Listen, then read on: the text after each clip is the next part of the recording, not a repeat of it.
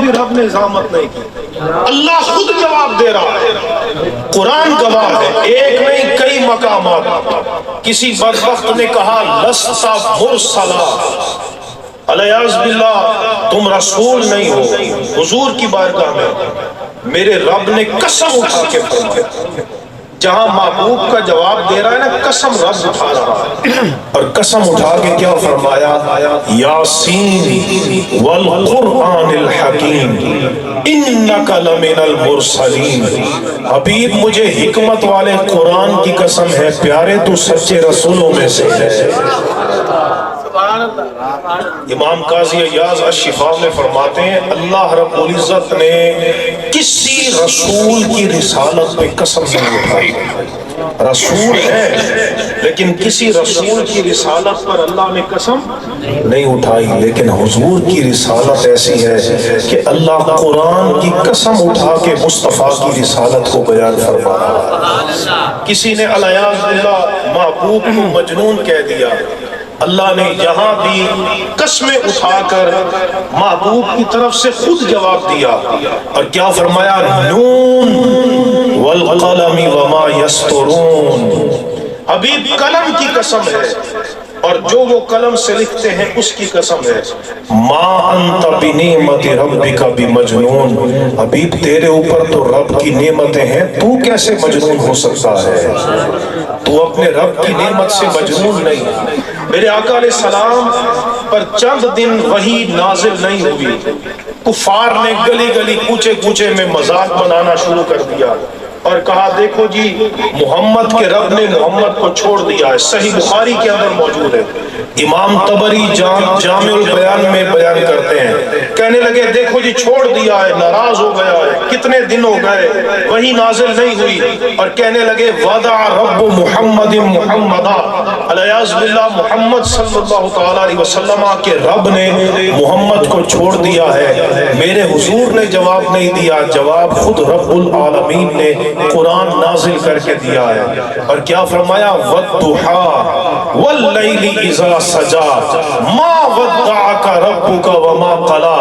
حبیب میں رب قسمیں اٹھا کے کہتا ہوں میرے مصطفیٰ، نہ رب نے تجھے چھوڑا ہے اور نہ رب تجھ سے ناراض ہوا ہے۔ اتنی تو شان ہے میرے آقا کہ میرے آقا علیہ السلام کی طرف سے اللہ جواب دے رہا ہے۔ ابو لہب نے انگلی اٹھا کر، صحیح بخاری کے اندر آتا ہے، انگلی اٹھا کر رب کے محبوب کی طرف اشارہ کیا اور ایک گستاخی کا جملہ کیا۔ میری زبان اجازت نہیں دیتی کہ میں وہ اس کے کلمات کہوں۔ اللہ نے پورا قرآن پڑھ کے دیکھیے، کسی کافر کا نام لے کر اس کی مذمت میں پوری سورت نازل نہیں کی، لیکن محبوب کا گستاخ اللہ کو اتنا مغضوب ہے کہ رب نے پوری سورت اس گستاخ کے بارے میں نازل فرمائی ہے۔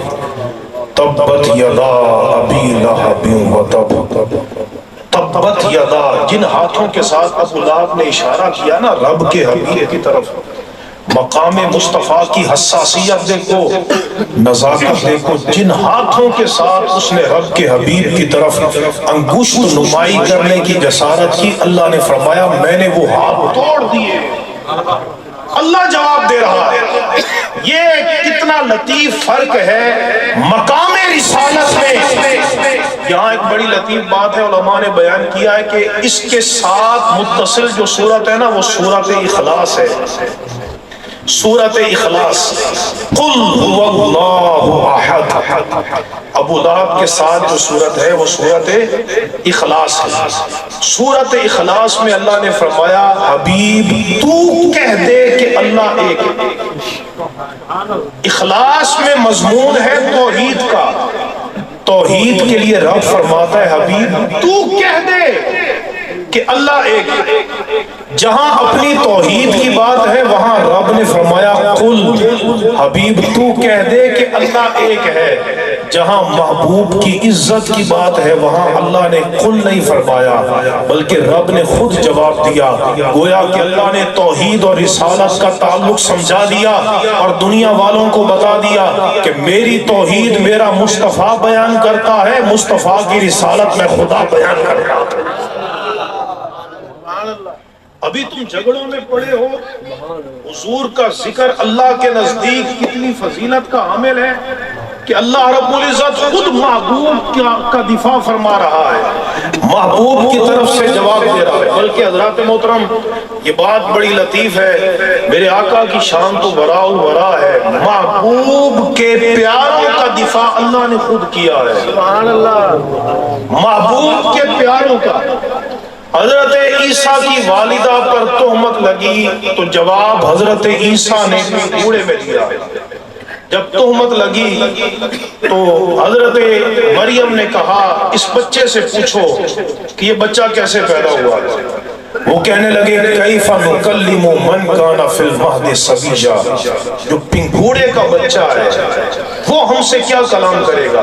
لیکن حضرت عیسیٰ علیہ السلام پنگھوڑے میں اپنی ماں عفیفہ صدیقہ حضرت مریم کا دفاع کرتے ہیں اور فرماتے ہیں انی عبد اللہ آتانی الکتاب وجعلنی نبیا. تو آپ اس میں اپنی والدہ کا دفاع کرتے ہیں حضرت عیسیٰ علیہ السلام. بڑا کمال ہے, بڑا مرتبہ ہے کہ پنگھوڑے میں ہو کے حضرت عیسیٰ اپنی والدہ کی عصمت کو بیان کرتے ہیں.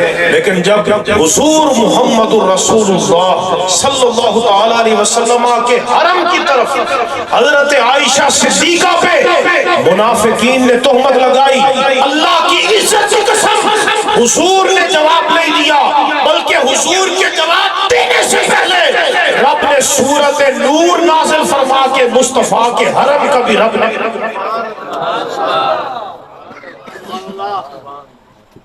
اولئک مبرؤون مما یقولون. قرآن کہہ رہا وہاں یہ تھا حضرت عیسیٰ جواب دے رہے, یہاں ہے رب کے حبیب کی زوجہ کا دفاع خود رب العالمین فرما رہا ہے.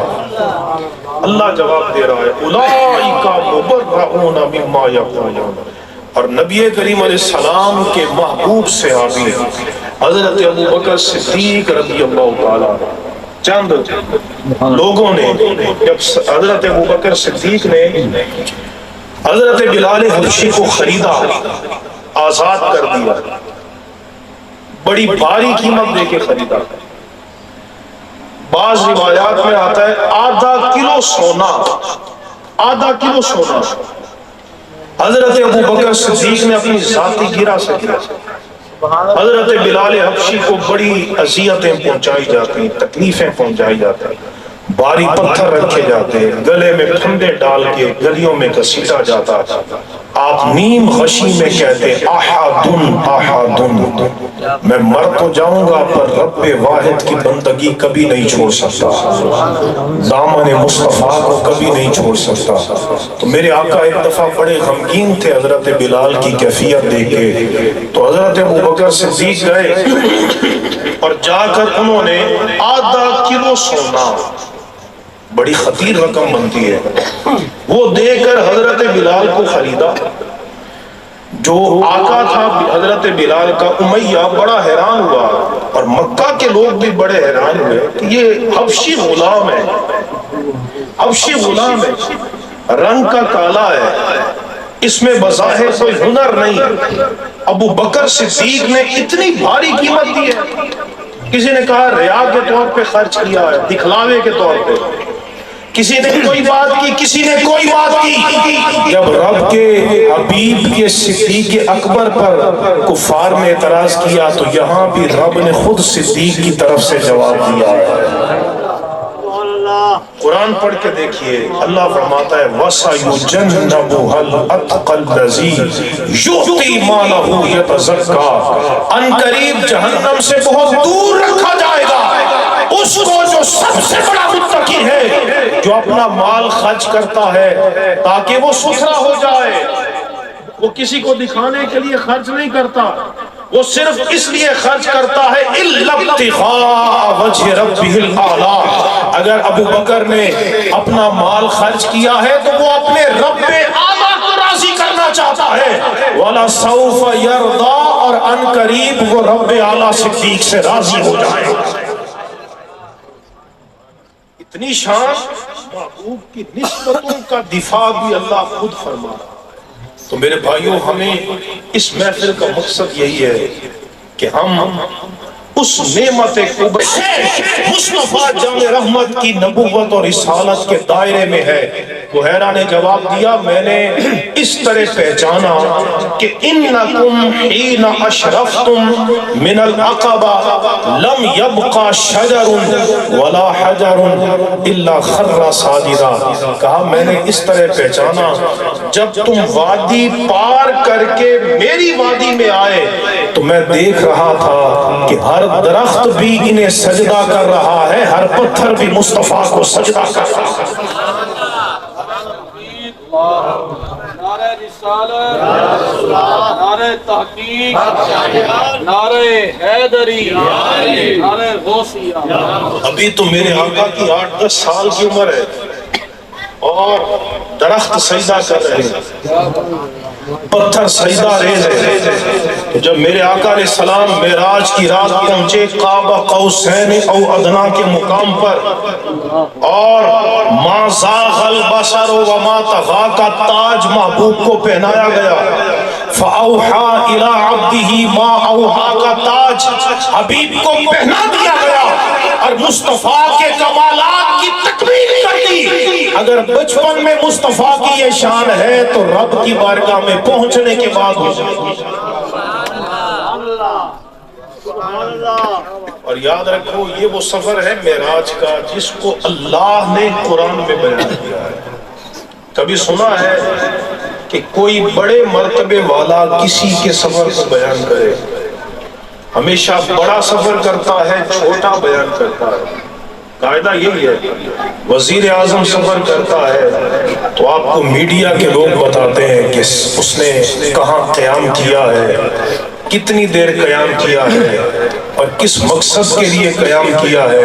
لیکن یارو، کائنات میں حضور اللہ کے ایسے محبوب ہیں کہ اللہ تبارک و تعالی خالق ہے، حضور مخلوق ہے، اللہ رب العزت مالک ہے، حضور مملوک ہے، لیکن رب کو اپنے حبیب سے اتنی محبت ہے کہ یہاں سفر بندے نے کیا ہے اور بیان اس کو مولا فرما رہا ہے۔ سبحان الذی اسری بعبدہ لیلا من المسجد الحرام الى المسجد الاقصی۔ آپ قرآن پڑھ کے دیکھیے، بس آخری بات سن لیجئے قرآن کے حوالے سے، اور اپنے ایمان کو تازہ کیجئے کہ اللہ نے ہمیں کیسی عزتوں والا، شانوں والا نبی عطا کیا۔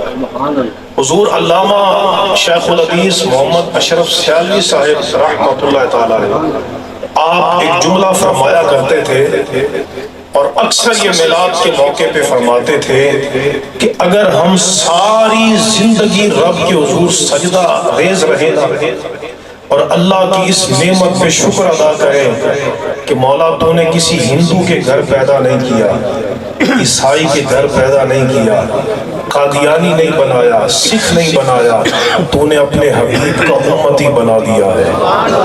الہی کرم، الہی شکر کروں کتنا، فخر کروں، فخر کتنا کروں، تیرے کرم نے مجھے فائز المرام کیا، بنا کے رحمت عالم کا امتی، مجھ کو خطا سے پہلے ہی رب نے بخشش کا انتظام کیا۔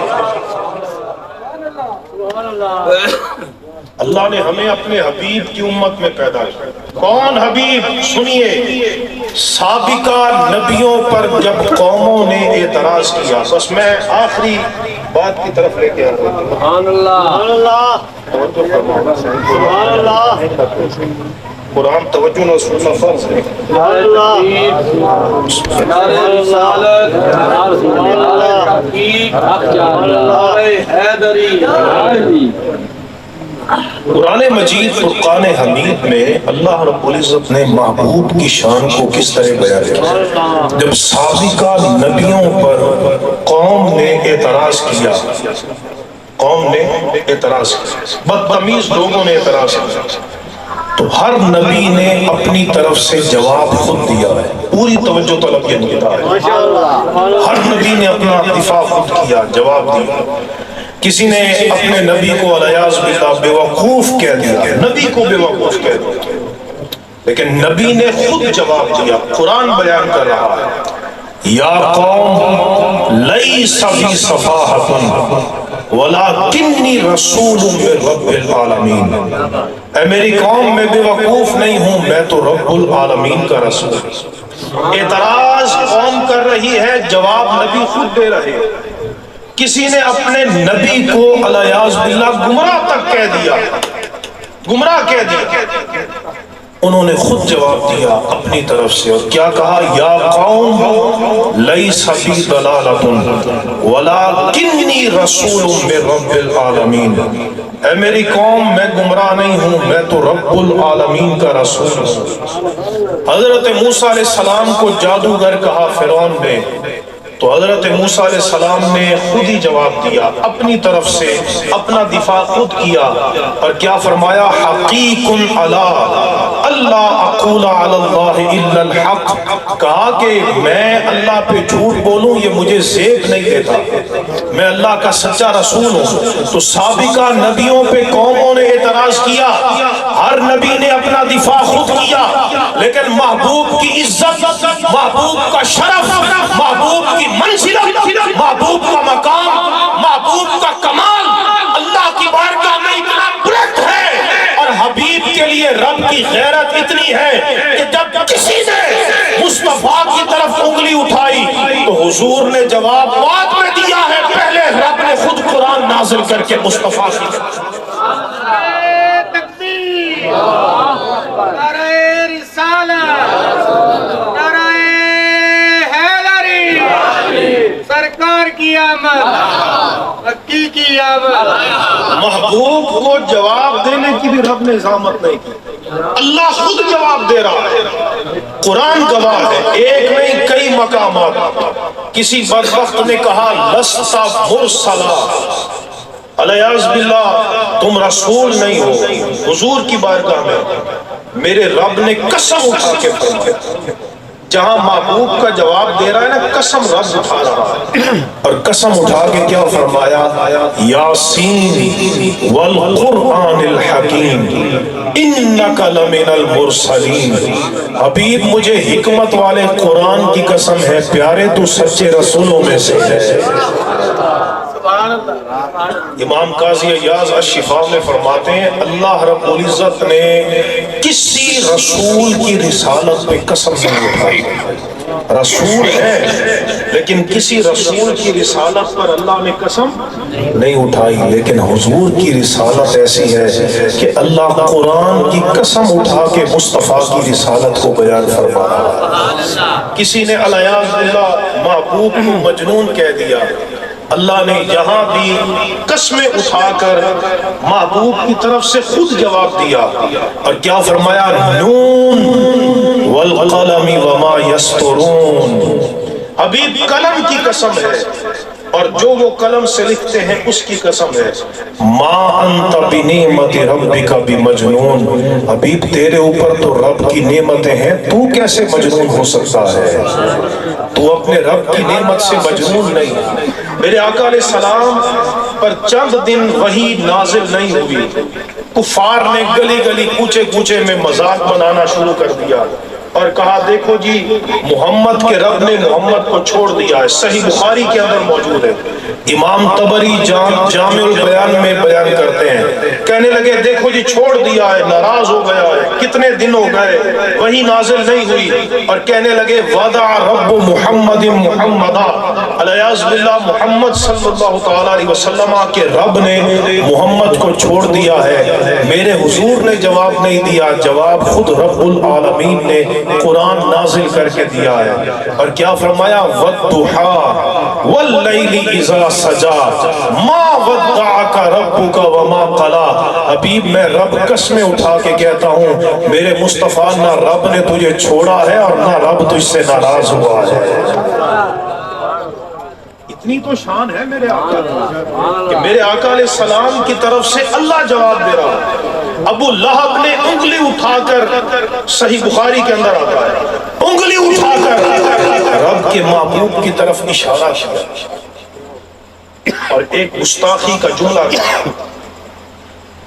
میری زبان اجازت نہیں دیتی کہ میں وہ اس کے کلمات کہوں، اللہ نے پورا قرآن پڑھ کے دیکھیے، کسی کافر کا نام لے کر اس کی مذمت میں پوری سورت نازل نہیں کی، لیکن محبوب کا گستاخ اللہ کو اتنا مغضوب ہے کہ رب نے پوری سورت اس گستاخ کے بارے میں نازل فرمائی ہے۔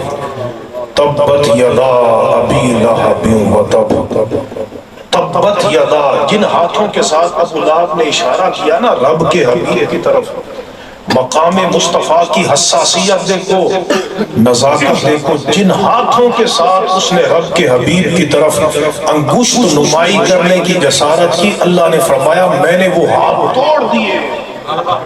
اللہ جواب دے رہا ہے۔ یہ کتنا لطیف فرق ہے مقام رسالت میں۔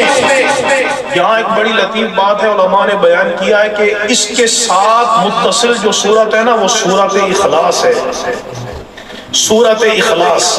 قل هو اللہ احد، ابو لہب کے ساتھ جو سورت ہے وہ سورت اخلاص ہے۔ سورت اخلاص میں اللہ نے فرمایا حبیب تو کہہ دے کہ اللہ ایک ہے۔ اخلاص میں مضمون ہے توحید کا، توحید کے لیے رب فرماتا ہے حبیب تو کہہ دے کہ اللہ ایک ہے۔ جہاں اپنی توحید کی بات ہے وہاں رب نے فرمایا قل، حبیب تو کہہ دے کہ اللہ ایک ہے۔ جہاں محبوب کی عزت کی بات ہے وہاں اللہ نے قل نہیں فرمایا، بلکہ رب نے خود جواب دیا، گویا کہ اللہ نے توحید اور رسالت کا تعلق سمجھا دیا اور دنیا والوں کو بتا دیا کہ میری توحید میرا مصطفیٰ بیان کرتا ہے، مصطفیٰ کی رسالت میں خدا بیان کرتا ہے۔ ابھی تم جھگڑوں میں پڑے ہو، حضور کا ذکر اللہ کے نزدیک کتنی فضیلت کا حامل ہے کہ اللہ رب العزت خود محبوب کا دفاع فرما رہا ہے، محبوب کی طرف سے جواب دے رہا ہے۔ بلکہ حضرات محترم یہ بات بڑی لطیف ہے، میرے آقا کی شان تو براء الورا ہے، محبوب کے پیاروں کا دفاع اللہ نے خود کیا ہے۔ سبحان اللہ، محبوب کے پیاروں کا۔ حضرت عیسیٰ کی والدہ پر تہمت لگی تو جواب حضرت عیسیٰ نے کوڑے میں دیا۔ جب تہمت لگی تو حضرت مریم نے کہا اس بچے سے پوچھو کہ یہ بچہ کیسے پیدا ہوا۔ وہ کہنے لگے کیف نکلم من کان فی المہد صبیا، جو پنگھوڑے کا بچہ ہے وہ ہم سے کیا کلام کرے گا۔ لیکن حضرت عیسیٰ علیہ السلام پنگھوڑے میں اپنی ماں عفیفہ صدیقہ حضرت مریم کا دفاع کرتے ہیں اور فرماتے ہیں انی عبد اللہ آتانی الکتاب وجعلنی نبیا۔ تو آپ اس میں اپنی والدہ کا دفاع کرتے ہیں حضرت عیسیٰ علیہ السلام۔ بڑا کمال ہے، بڑا مرتبہ ہے کہ پنگھوڑے میں ہو کے حضرت عیسیٰ اپنی والدہ کی عصمت کو بیان کرتے ہیں، لیکن جب حضور محمد الرسول اللہ صلی اللہ تعالی علیہ وسلم کے حرم کی طرف حضرت عائشہ صدیقہ پہ منافقین نے تہمت لگائی، اللہ کی عزت کی قسم حضور نے جواب نہیں دیا، بلکہ حضور کے جواب دینے سے پہلے رب نے سورۃ نور نازل فرما کے مصطفیٰ کے حرم کا بھی رب نے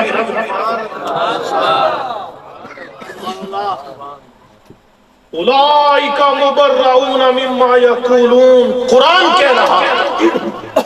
وہاں یہ تھا حضرت عیسیٰ جواب دے رہے، یہاں ہے رب کے حبیب کی زوجہ کا دفاع خود رب العالمین فرما رہا ہے۔ اللہ جواب دے رہا ہے اولئک مبرؤون مما یقولون۔